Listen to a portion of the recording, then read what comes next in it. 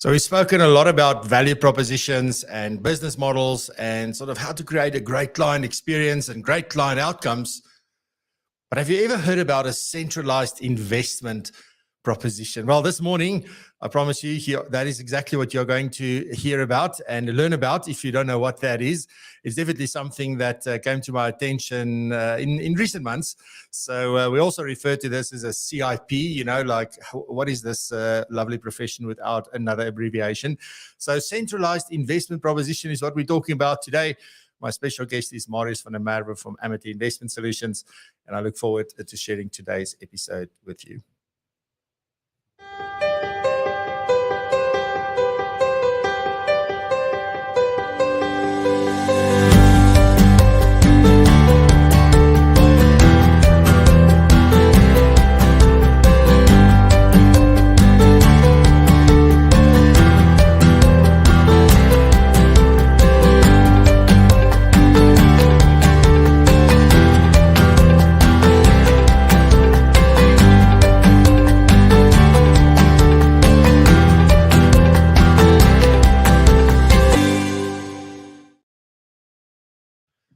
Good morning, good morning, good morning. I must say I'm a re-energized, recovered, I don't know what I was this week, but I'm definitely recovered and back to my old self. Hopefully whatever bugs were in my system have left.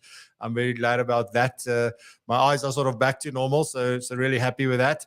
And then looking forward to another great episode today. We come off the back of a fantastic event that we did on, when was it? Tuesday and Wednesday. 7 months of work gone in 2 days. Like, it's amazing how these things go. If you were there, thank you very much. I really appreciate it. It means a lot to us. And I look forward to our next events that are coming up, which I'll share with you a little bit later.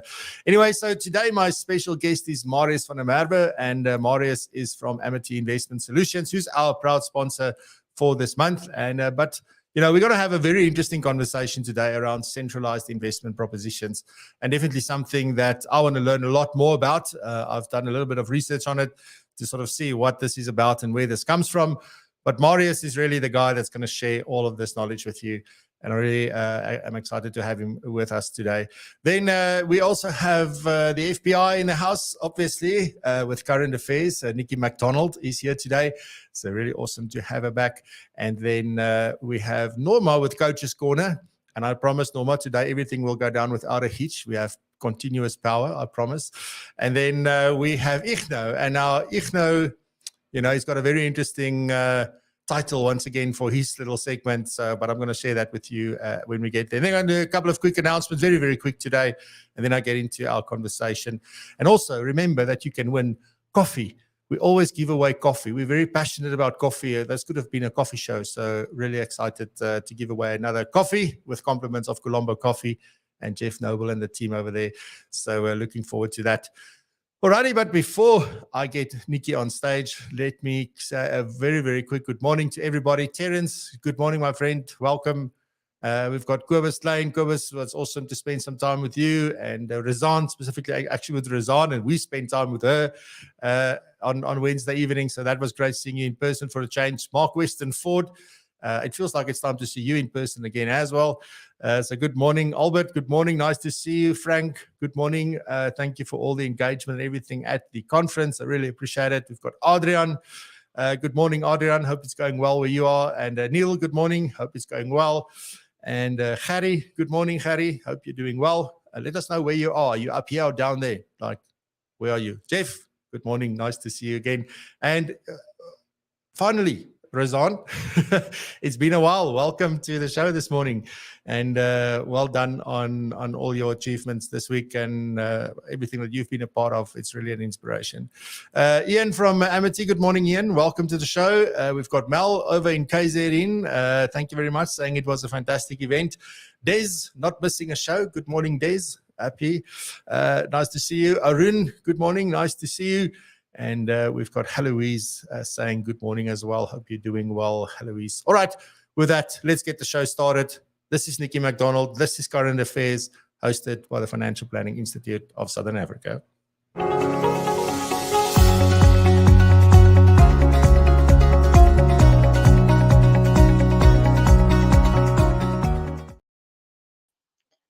good morning, everybody listening, and good morning, Francois. So let's get right into the news.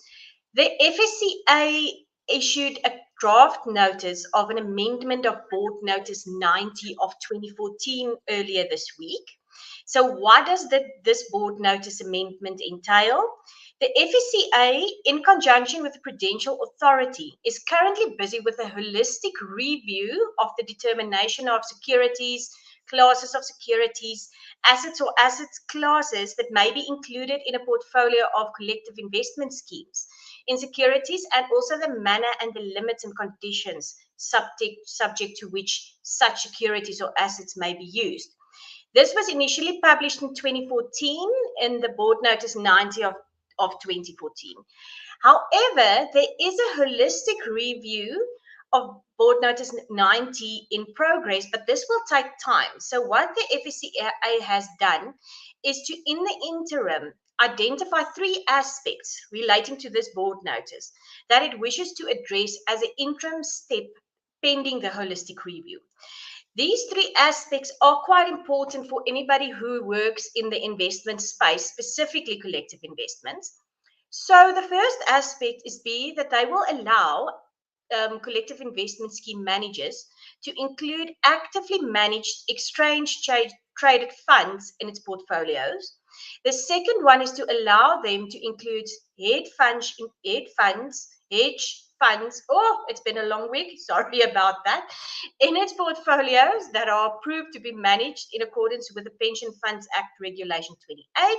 So that is hedge fund portfolios in Regulation 28 portfolios. And then also increasing the current 20% allowed maximum exposure in an underlying portfolio to 45%. Where the underlying portfolio is a foreign collective investment scheme. So what I would suggest is, if this touches your business in any way, go have a look at the FSCA website. We have to comment before the 21st of April this year. You are welcome to either send your comments directly to the FSCA, or if you want to partake in the FPI commentary process, forward your comments to us or contact us and let us know what you think about this, and we will be happy to include your comments in our commentary back to the FSCA. So the second thing that I picked up yesterday was that S&P Global unexpectedly downgraded our credit rating on Wednesday evening. It was downgraded from stable from positive on Wednesday evening. And this was really not expected. So in an unscheduled announcement, this credit rating agency cautioned that South Africa's economic growth is facing increasing pressure from severe electricity shortages. So it's another way that load shedding is affecting us. In reaction to this, our National Treasury has said that it is taking urgent measures to reduce load shedding in the short term and to transform the sector through market reforms to achieve long-term energy security. Other reforms are underway to improve performance in freight rail as well. In response to the challenges observed by S&P, Treasury said, government acknowledges that higher economic growth and a durable recovery in economic activity require a stable macroeconomic framework. Yes, whether they're going to get the load shedding right remains to be seen. Maybe our new Minister of Electricity will make the difference. We will keep our thumbs like this. A new report from JD Power, in my final story. JD Power is an international bank, finds that while Americans realize the importance of financial literacy, many are not as skilled as they suspect. And there is an opportunity for advisors to help clients learn more about the industry. So last month, they released a report based on monthly data collected from around 4,000 banking consumers in the US. Now, 91% of those surveyed agreed that poor financial literacy is a problem, and 58% of them said they do not have any significant doubts about their own level of financial literacy. However, upon closer examination, the study found that they should be worried. Those surveyed answered 3 questions developed by a leading academic that tested their individual financial knowledge after they said that they were okay. So only 37% of these people answered all 3 questions correctly, and 13% could not answer any of them correctly. So while it might appear that the lack of financial literacy is prevalent only among banking customers with limited exposure to finances, those on the investor side of the business have similar problems. JD Power will be releasing another study next month that surveys investors, and the results are not much different.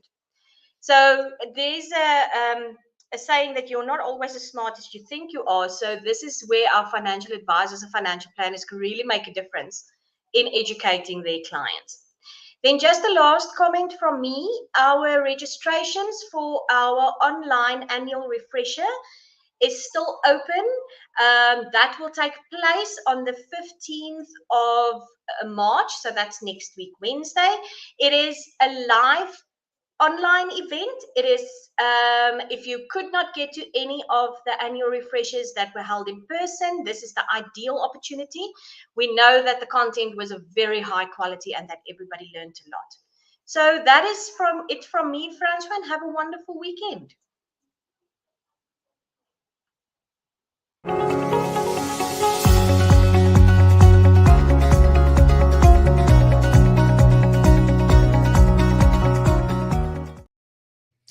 Thank you very much, Nikki. As always, some interesting things. I did not know about the credit down rating. I think I was still busy with my 2-day sleep and recovery.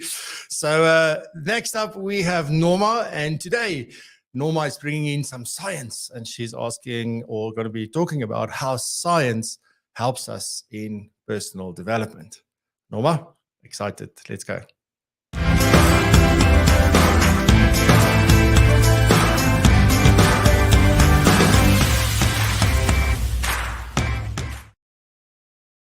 Good morning.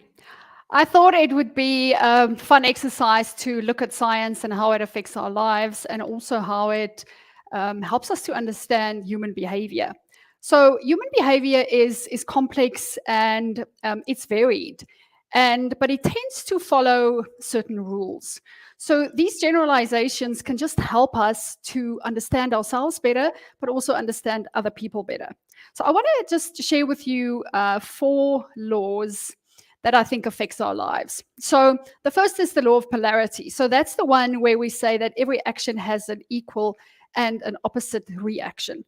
So this is just where everything is always has 2 poles, that everything in the universe has an opposite.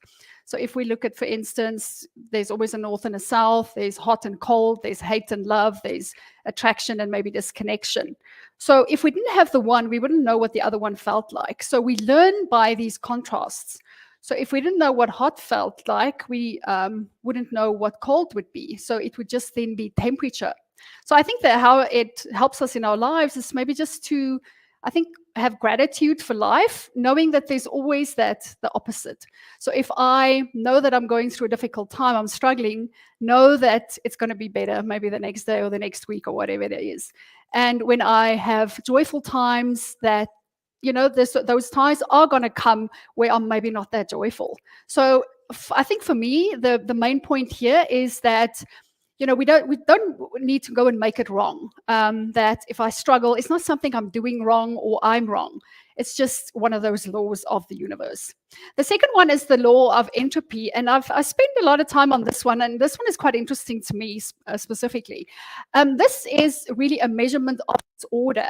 And I think that this really affects our lives, because anything that is left to itself really deteriorates over time. So anything that's left to itself moves more into maybe chaos and disorder. And I think a perfect example of this is when let's say we spend a lot of time in our garden and it looks perfect and amazing by the end of the day. So if I take that garden and I leave it for a week, it's going to change. And then if I leave it for a month, there's going to be some more disorganizement and more chaos. And if I leave it for 6 months or a year, I can see it deteriorating. And I think for me, it means that those things in life where we have to maintain certain things. So if I, for instance, have health, if I have growth of my business, relationships, all of those things, we need to maintain them. And the important thing here is that we need to be intentional with our time and our resources. Because if we want to maintain those things, it's going to take time and intention. We can't just get to a certain level in, let's say, our body or fitness or health, and then expect it to stay there forever. This law just tells us that if we leave it, it's going to deteriorate. The next one is the law of inertia. So this is the one that a body in motion tends to or is likely to stay in motion, and a body at rest tends to or is likely to stay at rest. So the previous one is where we maintain things. This is actually where we get those habits. We start those habits, and this is like the difficult part, because if we haven't done something, it's hard to get into it at first. And I mean, exercise is a perfect example, or eating healthy is a perfect example.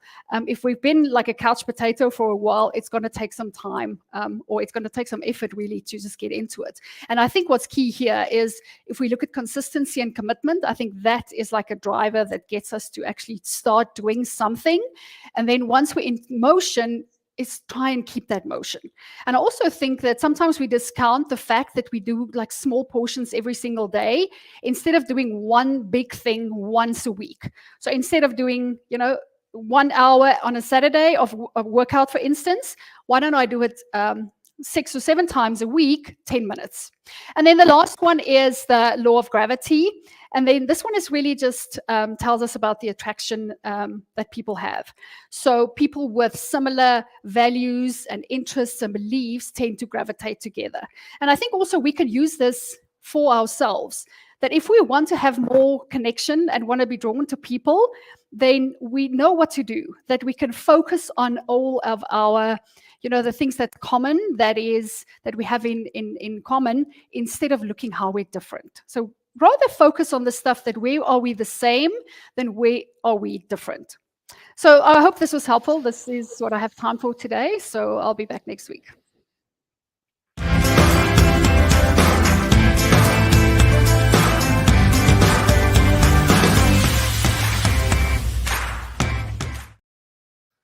Nice one, Norma. Really, really, really love that. Look, I was a body that was definitely in rest the last 2 days. I'm glad I'm back up and back into motion. But awesome stuff. Thank you so much. And really looking forward to next week's session when Norma is back. All right. Then next up, the formidable Mr. Ignou van Niekerk with his segment on Change Your Angle. And today, and this is such an Ignou title. And here we go. So this, you must listen carefully. This is why, wow, and who matters more than why. So it's interesting that it matters more than why, but we start this question with why. So Ignou, excited for this session. Coming over to you in Bloemfontein.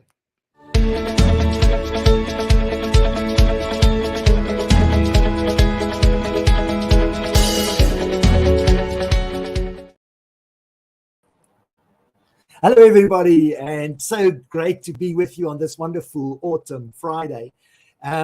Why wow matters. Simon Sinek made why the most powerful word in business for a very long time. And how come why is important? If I ask you why you do what you do, we all find reasons, but we need to put food on the table. In the end, it's all about survival. But what if I add wow before why? What is it that you can do to wow your customers? And then you add your why. And therefore, if you want to know how you wow someone, you have to know who you are. Because if you are someone, Francois mentioned Jim, who goes to gym often, you might be a disciplined person, and you can talk to your clients about financial discipline. In business talk, we call it a value proposition, but it's actually your wow. The one thing that makes you stand out from everyone else. And then if you support that wow with who you are, and you're authentic, and you look at your life story, and you find stuff in your life story that you can put in your value proposition, that brings power. And then when you know who you are, and you know how you want to wow people, then you can start with why. As Simon says, so Simon was wrong. Not really, please don't go to him and gossip about me now. And then I just want to touch on how what I just said works in your business life by referring to what Norma said. Norma spoke about the law of polarity. Now, I want to talk about poles attracting to each other, the entropy. If you create wow, then you attract wow. And you'll see better service and you'll get better service. And if you provide the top service, you attract people who want top service. That's one. The entropy is, who do you talk to? Have you looked at the best advisors in the industry and what they're doing and not said anything negative and said, I want to take that and add that to my wow? And then the law of inertia. Are you in flow? Beware. Tom Peters used to say, if everybody else is getting faster and you're not getting faster, you're getting slower. Now, I'm not talking about rushing your business. I'm talking if everybody else is getting wower and you're not getting wower, then you're getting unwowed. And maybe you just sit with a why and you ask, why me? And you should ask, wow, because I am the wow in my business. And that sounds very egocentric, but that's who you are. That's being authentic. And so in conclusion, please, please, please consider every day when you go back and you think about the law of gravity that Norma spoke about. Did gravity pull you down, or did you add wow to your business today? And add a bit of wow every day. So yes, why matters, who matters, but wow matters because it's who it's about, which is you, and then you find your why. Thank you so much. Have a wowful, wonderful, wonderful day.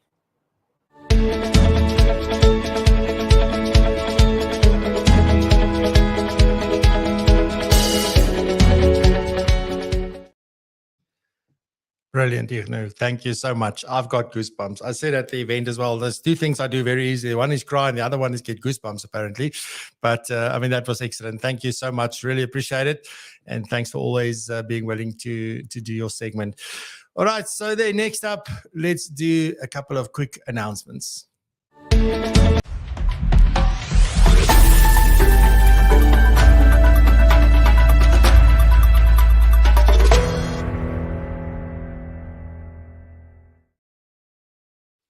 Alrighty, so first up is, what is today's hashtag? If you would like to win a coffee. And this is quite important because our favorite coffee and our official coffee is Colombo Coffee and Tea. And they have fantastic coffees, trust me. The blue one that you see there on screen, that's the aggressive coffee. Now, I don't want to influence anybody in getting a particular thing if you do win or if you want to purchase some of these. But that's my favorite already. So I've got a massive bag, one of those, which is already half. And I've only had it like a week and a half a bit. So do check them out. So thank you very much, Jeff Noble and the team over at Colombo. We really appreciate it. So if you would like to win that, you need to use the following hashtag in your comments going forward. So we're already getting these together. So it's hashtag Raise Me Up. And we've got a little system checking the hashtags in the comments. So do put that. If you just want to put the hashtag to enter, that's fine. If you want to add it to your comments and your opinions, because we do definitely want you to share and add and do all of those things, your voice, your opinions, everything to the conversation. This is an opportunity to do that and to share also what you think. So please do that. Let's keep it to the topic at hand and let's, make use of this opportunity. So cool stuff. So Raise Me Up, hashtag Raise Me Up. I see I already have 2 entries. Well done. 5 entries. You see, there you go. Good stuff, just so that you know we're keeping an eye. Alrighty, so the very first, just quickly, is so the Propulsion Tech event has come and gone. Now we're on to the Global Financial Planning Conference, and this is the 3rd year that we're doing this. We're doing it in collaboration with Profile Me in South Africa. And then together with the brainchild behind all of this, which was Next Gen Planners in the UK, you know that we work very closely with them as well. So we host this together and we bring it to life together.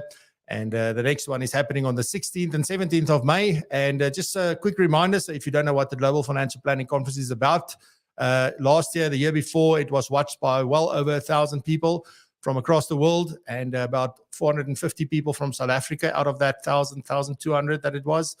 And what we do is we run the Speaker and Influencer Program, the International Speaker and Influencer Program, where we have several coaches coaching a group of people. And this year we're going to have over 90 speakers at this event that has gone through this. And the whole idea is to give people the opportunity, one, to develop their speaking skills. And then at the end of the day, when they finish that program successfully, they get to do a 10-minute TED-style talk at the Global Financial Planning Conference. Now, how freaking amazing is that? It is a completely virtual event, and it's 10 minutes each, textile, 10 minutes, boom, boom, boom, boom.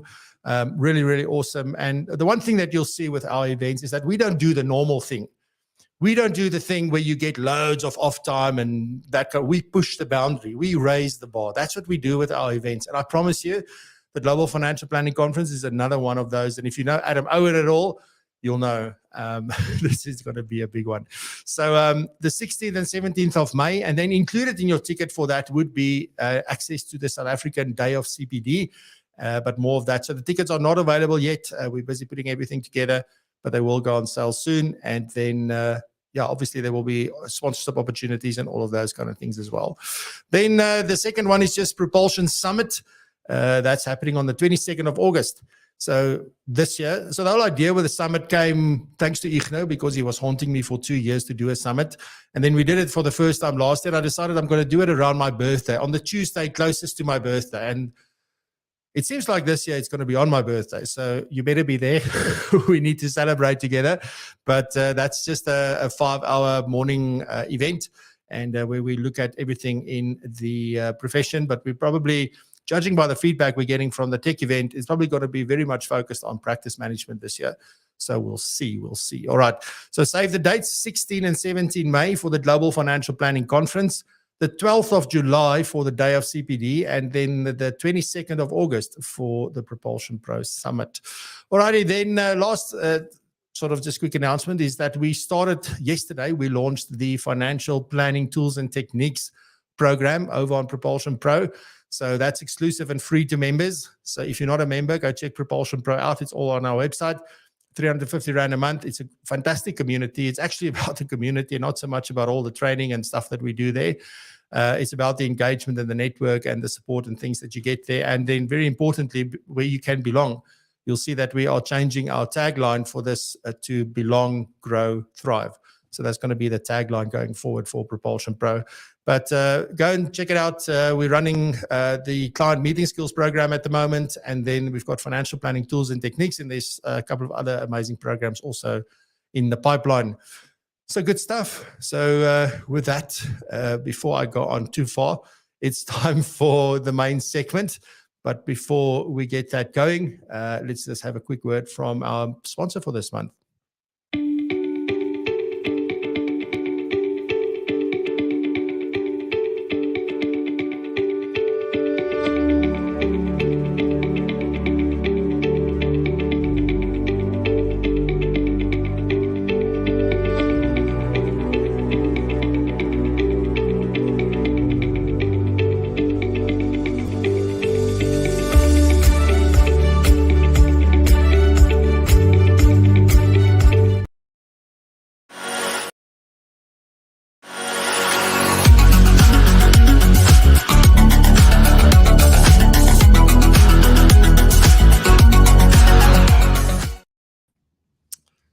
Marius, good morning. Welcome to PROpulsion Live.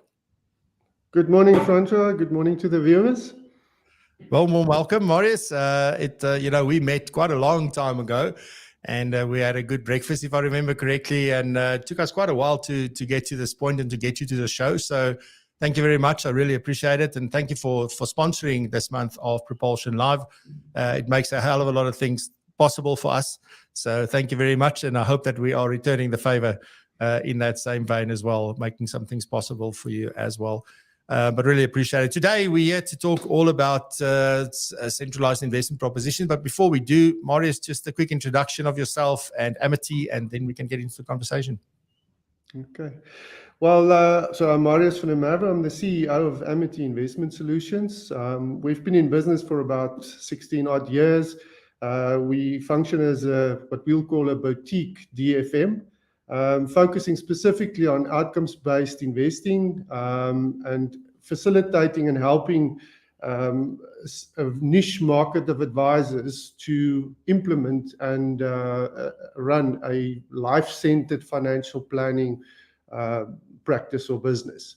So that's in short what we do. So we run model portfolios with a specific outcomes-based investment philosophy, which is more aligned sort of to to a goals-based type of planning approach in a client's in an advisor's business. Yeah.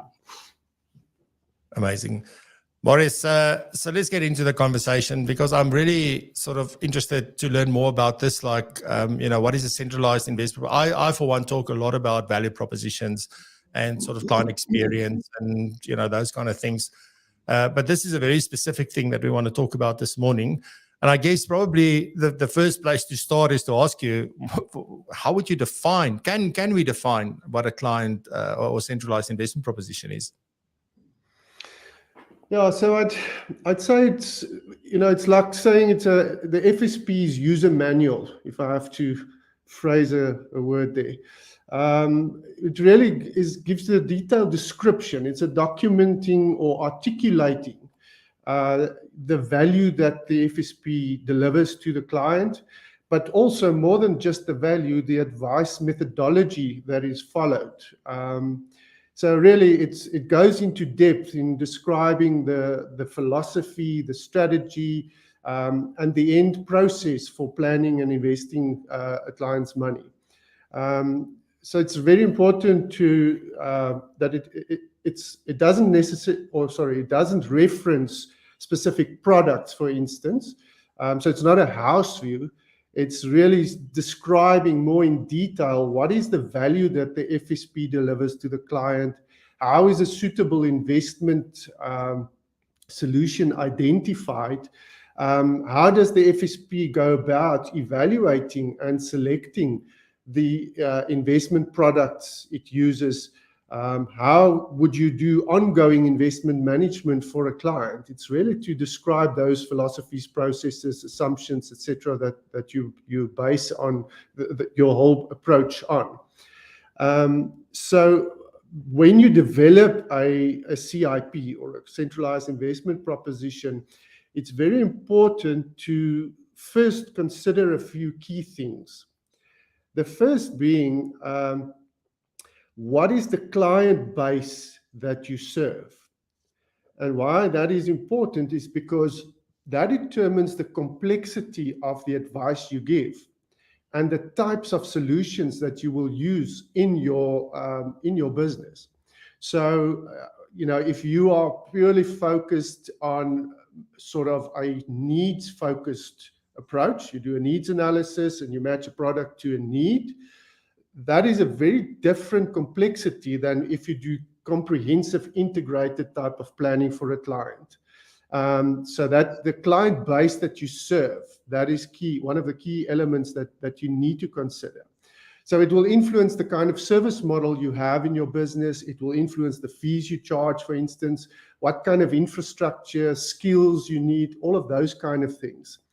And there you can look at things, for instance, what life stage is the client in that you serve? Is you may focus primarily, for argument's sake, on retirement type of clients, whereas others could focus maybe more on the younger, generation clients, which are more accumulators or whatever. The level of wealth that the client has could have an influence, for instance, on what you offer. So the niche market, are you focusing on pilots or doctors or things like that? All of those things has an influence ultimately on what your advice proposition is. And that influences then, as I said, also or determines the kind of skills required or even supplementary skills that you may need to service this specific client market. The second consideration when you think about a CIP is regulatory requirements. So whether it's TCF or suitability or risk disclosures or conflict of interest, all of these different things. The focus is to, when you develop a CIP, one of the key benefits is you're trying to reduce advice risk and in the process improve compliance. So I think it's important to mention that this is not a compliance process, but it definitely enhances compliance by having this in place. And then the third component is really to look at, or rather consideration, is the business requirements. What kind of resources do you have? What kind of skills do you have? So when you develop a CIP, these kind of things need to be taken into account.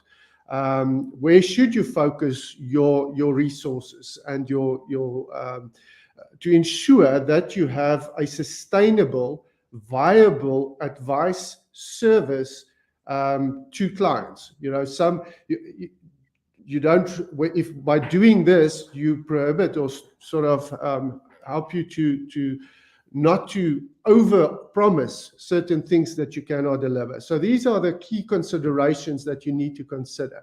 But in a nutshell, to come back to your question, Francois, the CIP is really articulating what you do for clients and how you do it for clients, but in going into fairly detailed description of each. And I think that's so important. I guess one of my big questions is, you know, I mean, your business as a whole, you look, if you only focus on investments, if that is your thing, right? So you're an investment advisor, wealth manager, that's what you do, but you only work with investment type advice. You do not do estate planning, you don't do risk planning, you don't do any of the other things that we do. You know, then it's easy to grasp. But my question is, if I'm a holistic financial advice business and I don't only focus on investments, like, does this, you know, is this something separate to my overall value proposition? Is this part of my value proposition? And in fact, sorry, I'm going to throw another question in there, if you don't mind. Like, you know, how important is it to do what I do with my CIP if I do this with all my other parts of my value proposition? Yeah, so I think that's a very good question. So maybe it shouldn't be a CIP, but a CAP, or a Centralized Advice Proposition.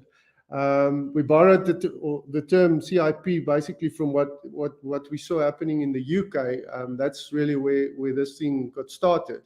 But I think the idea of developing sort of your business user manual goes beyond just investing. It is really describing if you're doing, you know, if you're in the life insurance space or you're in whatever it is, you know, it's like I don't know if you know the book called E-Myth, which is the entrepreneurial myth. And he talks about the so-called blueprint. It's like a franchise blueprint, you know, the manual of the business. How does this thing work? What is each process is stipulated? It's like recipes that you have. And I think to have something like that in place for an advice business is important. It ensures that there is consistency in how advice is delivered, whether it's investment advice or insurance or whatever it may be, or, you know, that kind of thing. It ensures consistency. It ensures that all clients are treated fairly, you know, because one of the things that came out through a lot of the research that was done in the UK, for instance, their regulator did a survey about 10 years ago, just after they implemented RDR. And what they found was that there was a inconsistency in the processes and results of advice from advisors. So what it meant was that they would see that an advisor would have two similar clients, but they end up with two different products or solutions at the end of the day. They found that there was no consistent, robust process followed when you review a client's portfolio. When do you change a client's portfolio from one investment fund to another one? And why do you do that? You know, and if you do it for this client, why don't you do it for another client? So that really their whole the result of that survey basically led to the fact that they said that there needs to be something in place that ensures that there's consistently robustness and all of those kind of things. And one of the other things that came out of that survey that really popped out was the suitability processes of a lot of these advisors did not really sort of stand the test of time, was not robust, was not consistent. Push forward 10 years later, they went back to these advisors or to the market and surveyed again and found that this has changed substantially. And their finding was one of the key drivers of that was the adoption of a CIP. or a centralized investment proposition. So to come back to the question, I think it's a business principle rather, or it's good business practice rather, to have something like this. It's not a compliance thing. It is not something that is sort of regulated and pushed down from a regulation perspective. This is a good business practice, I would argue. Amazing. Do you want to jump into sort of the components? I think you spoke a little bit about the considerations, things that you need to think about and why you should do this. But I think it's important for us to get into, what does a client investment proposition or centralized investment proposition consist of? So, I mean, let's start with that. So what are one of the first components, Marius, that we need to start putting this together? Yeah, if I can maybe just before I go into that, maybe just highlight why we need to have this in place. I've mentioned a few things, but I think there are a couple of other things that are also key to this, and it's that there are certain sort of drivers of change in our industry that sort of pushes us in this direction to adopt something more of a consistent formal process. And that's really first and foremost, obviously, regulatory changes is a big factor. But more so than that, I would argue that client expectations that are changing all the time. They have access to more information. Technology allows them to do their own thing. Go to online and buy investment products or whatever they need. So from that perspective, I'm saying that the changing market and these expectations really drives the need to really think about what we do and how we do it, and ensure that we, in that process, add more and can demonstrate and articulate the value that we offer to clients. Now, there are a lot of benefits by using a CIP. Firstly, for the client, there are better benefits like better outcomes ultimately, and secondly, a better advice experience. But then from the advisor's perspective, I think it's improving efficiency in your business is key. That happens through this process, because you have a robust, consistent process. It may, you align systems to that. You align your tools. Everything is in place according to the CIP process that you've set out. It makes your business more efficient. Secondly, it reduces advice risk, and then thirdly, I think, and maybe just or even more importantly, it improves the client relationship ultimately, because the client has a better advice experience. They see the outcomes and the reason for the kind of things that you do, and they can connect that to value. So really, that's a key background to the why, if we want to put that in place. Maybe that's the so-called wow that Ignu has spoken about. But if I go into the components of a CIP, and here we created a little diagram just maybe to set out the different elements that form part of a CIP. Now, the first element is, what is the value proposition of your business? Now, I know this is a business term, and we may be tired of hearing these things all the time. But it's something that we find that a lot of advisors have difficulty in actually articulating the value. You just go to the websites of many advisors, and you will see that it's very focused on sort of the kind of product related advice we give. We do investments. We do life insurance, things like that, for instance.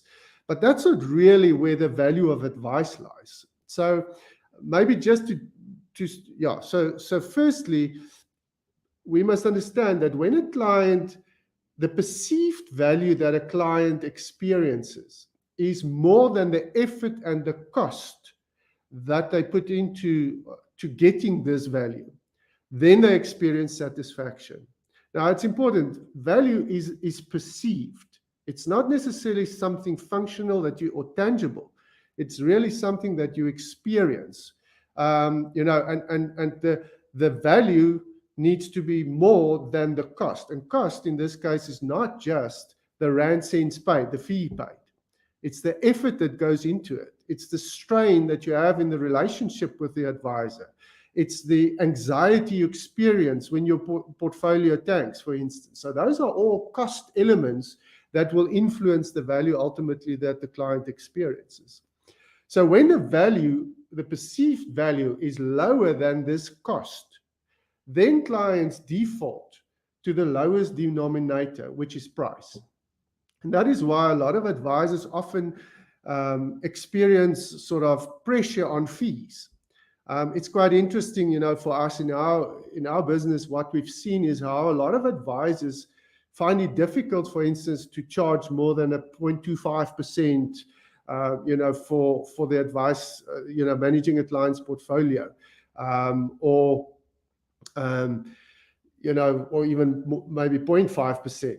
And the reason being is that because they can't articulate the value clearly, they start populating their service model with things like newsletters and things like that, which is not necessarily what a client perceives as value.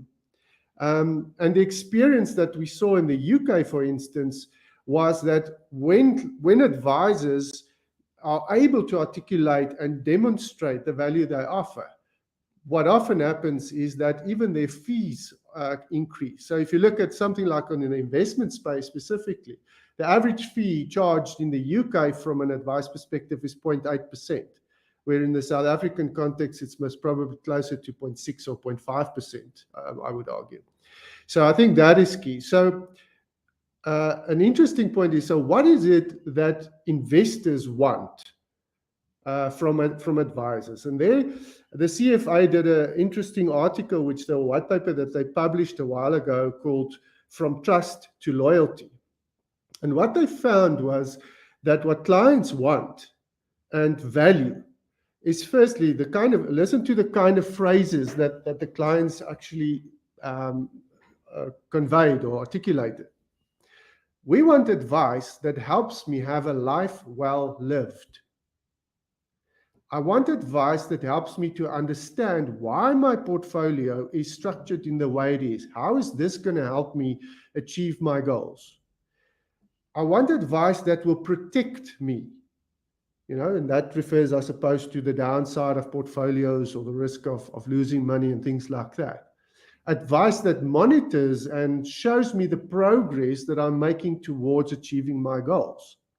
So what you can hear, there's nothing here to say, well, advice that tells me what my asset allocation should be necessarily, or which fund I should use. This is much more related to their personal life. It's not product-focused type of things. So when you look at the financial advice and the value of financial advice, I want to use a phrase that was coined by Professor Levitt of Harvard University in the US many, many years ago. And he made the statement, he's a professor in marketing, as I said, and he used the phrase, he says, clients don't buy a quarter-inch drill. They buy a quarter-inch hole. And from an advice perspective, I would say people don't buy insurance or unit trusts. They buy the financial security that provides, or the freedom for the future, or hope for the future, or things like that is what they buy. Now, when we look at what a value proposition, it's important that to identify that there are two dimensions to it. There's a physical element, and then there's an emotional element. And interestingly enough, the weighting of or importance of these two is more sort of skewed to the emotional side of value rather than the physical side. So when a client, if you take something like a Rolex watch, for instance, as an example, why do you buy a Rolex watch for 200,000 Rand when you can buy a Casio for 3,000 Rand, for argument's sake? Both of them tell time. And there's not a big difference in whether it's a mega second, out the one or the other, or the precision of the time. So the value in it is the emotional value that it brings to the table. And that's why it's important that if we look at the physical value, that is really like the the entry point from an advice perspective. You need to be technically well or good in your advice. You have to know your stuff, whether it's estate planning or whatever. That's really just the entry point. The emotional side is delivering financial well-being ultimately to the clients. And that enhances the client engagement, and it increases the value that the client experiences. Now, you can go into a lot of detail here on value and the different value elements. Harvard identified 30 different value components, for instance. And I think it's important just maybe to mention here, the minute that you have focus on the functional side of value, then you must understand that the clients focus on, from that perspective, on how they perceive value. What is the value for them for the functional element of your advice proposition? It really is reduced to cost, saving me time. Now, you will hear those two elements is something where the robo-advisor is your competitor in a sense. But where you have a more comprehensive advice proposition, then you include value elements like, for instance, hope for the future, experiencing wellness, sorting out this chaos that Nikki spoke about, things like that, for instance. And that warrants a higher fee. What the research have shown is that they would be willing to pay even more for this kind of service. Now, I'm just quickly going to touch on a few of the elements that should form part of your value proposition, because we're running out of time here. But so defining your target market is critical. Knowing who you work with and what is it that they specifically need. Focusing on the value experience for that target market. What is your offering? By describing your advice services, not product services. What is the benefit for the client? And what we believe, one of the other elements, two elements that needs to be described in your value proposition is, what is your service model? And what is the fee structure? We see a lot of inconsistency with fees. It's like as if we as advisors very often sort of feel the client's, value experience, and then we will adjust our fee. We charge the one client with R1 million maybe 0.25, and another client maybe pays 0.5%. Why? Because we need to have a structured approach to that. So that's the first thing. The second component of the value proposition, of the CIP is then your financial planning philosophy and process.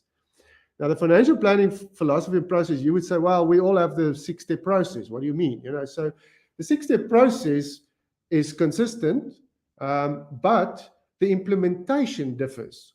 So the assumptions that I work with may differ from another advisor's. The planning principles that I follow, the beliefs that I have, may differ, and that therefore leads to different recommendations where you have two advisors, sort of proposing two different or recommending two different solutions for the same need.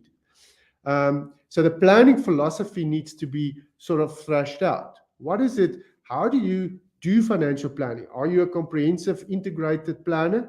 Do you look at single needs primarily? Do you follow a goals-based approach, for instance? Are you a financial life planner? All of those kind of things. What kind of philosophy do you ascribe to? What kind of beliefs do you have in your planning process? Do you believe a client should have an emergency fund in place before anything else is done? Or that they shouldn't invest money into the equity market and, unless they have a 5-year or longer investment horizon, for instance? Those are kind of beliefs that you would consider. What is your planning process then? How do you do client discovery, for instance? How deep do you go into that planning discovery or the client discovery process? The needs analysis that you do, all of those things.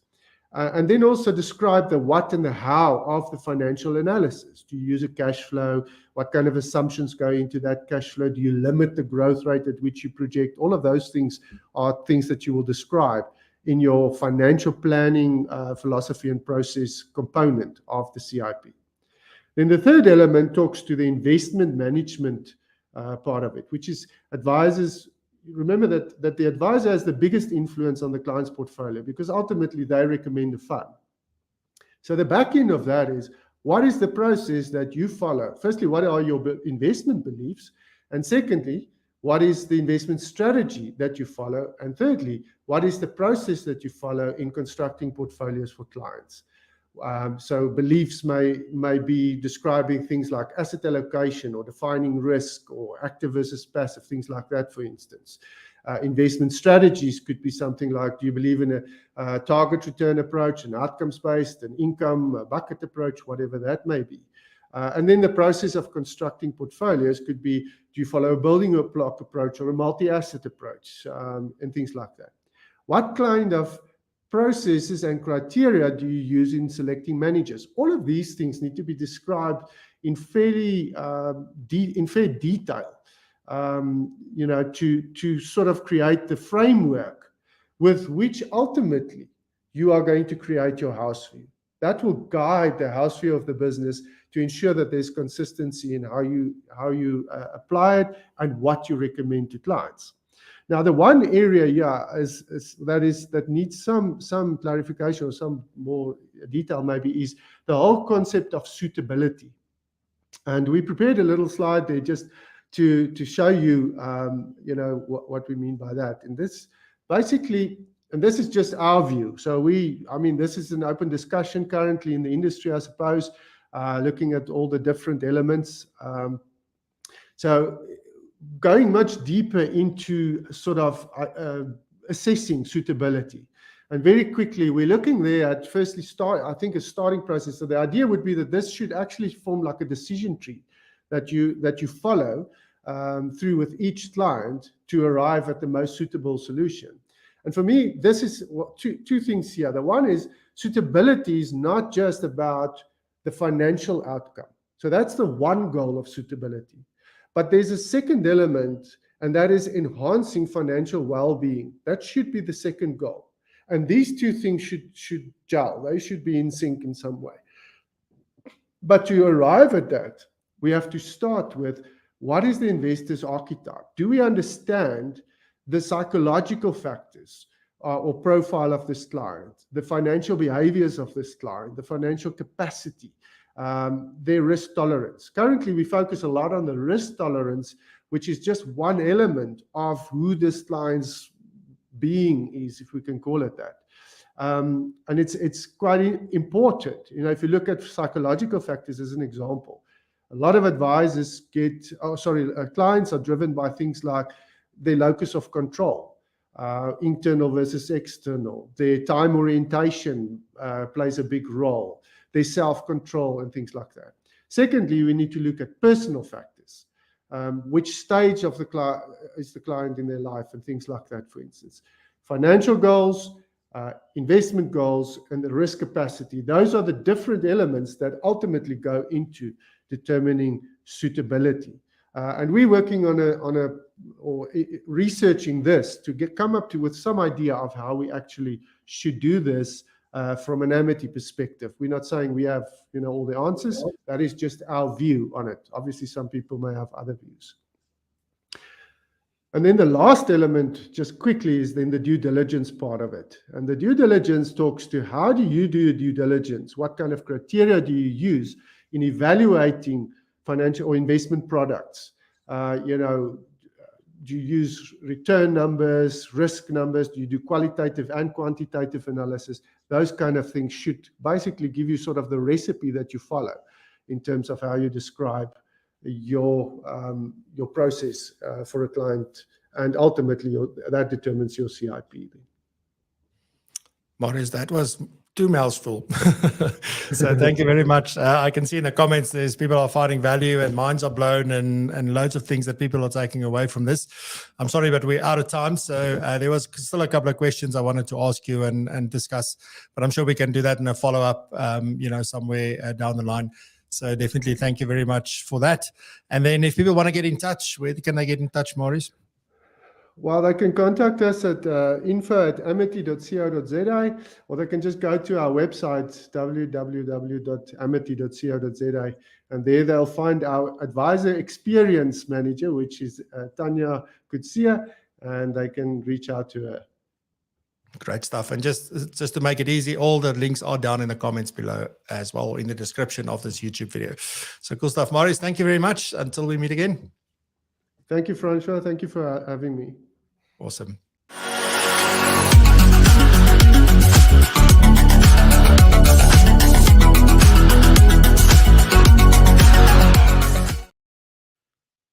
Alrighty, so before we go, we need to do that lucky draw. So let me just share my screen real quick so that you can see all of this. Alrighty, so there we go. Raise me up. We've got 16 entries. So if you still want to snug in quickly, then hashtag raise me up in the comments, and then you will be part of this lucky draw. Alrighty, so let's not waste any time. Let's get going. So if you're ready, remember, if you won in the last, like, you can only win once in every 6 months. So obviously we can't, some people just are luckier than others. So if you won and we draw your name, I'm sorry. But if you haven't, then we'll be in touch and you'll be winning a lovely personalized coffee. Coffee personalized the way that you like to drink your coffee. So let's do this. Righty, here we go. So let's see. Who is it going to be today? There you go, Terence Tobin. Awesome, Terence. Well done. Congratulations. I actually gifted you one of those, so I think you'll be very happy to get another one probably. So, awesome stuff. Ladies and gentlemen, big congratulations to Terence. Thank you very much for joining us. Thank you to all the segment hosts, as well as Marius van der Merwe, for being here and sharing all this great information with us. And then I wish you well. So next week we'll be back, same time, same place. Stay safe, be blessed and prosper. Continue to raise the bar and have a fantastic weekend. Love you. Bye-bye.